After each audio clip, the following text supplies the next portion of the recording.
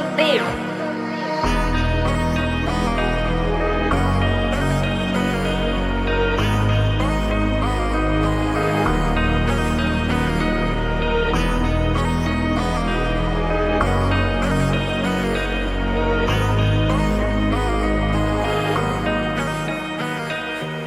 我真係好熱，我好想飲水，用力 hold 住水槍頂住酸痛嘅小腿，壓縮嘅空氣不斷抽乾我嘅口水，我只能夠用力不斷伸出嘗試舔嘴。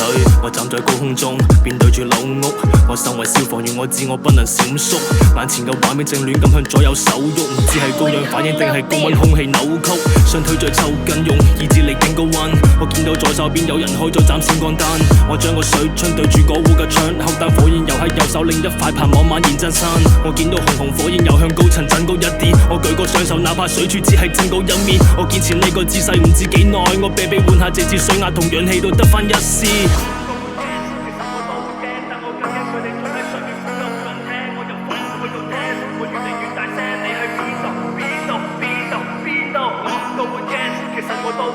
我更驚佢哋仲喺上面呼救冇人聽，我由房去到廳，我越嚟越大聲，你喺邊度？邊度？邊度？邊度？我都會驚，其實我都會驚，但我更驚佢哋仲喺上面呼救冇人聽，我由房去到廳，我越嚟越大聲，你喺邊度？邊度？邊度？邊度？我都會驚，其實我都會驚，但我更驚佢哋仲喺上面呼救冇人聽，我由房去到廳，我越嚟越大聲，你喺邊度？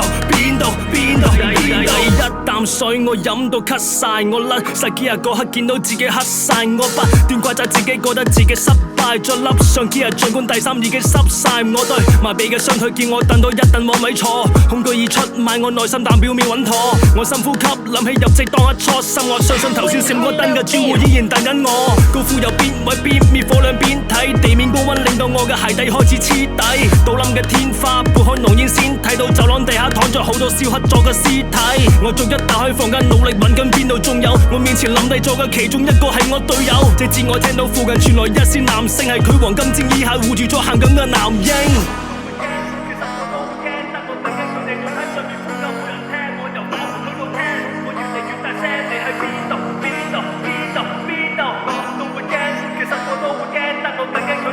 上面呼救冇人聽，我由房去到廳，我越嚟越大聲，你喺邊度？邊度？邊度？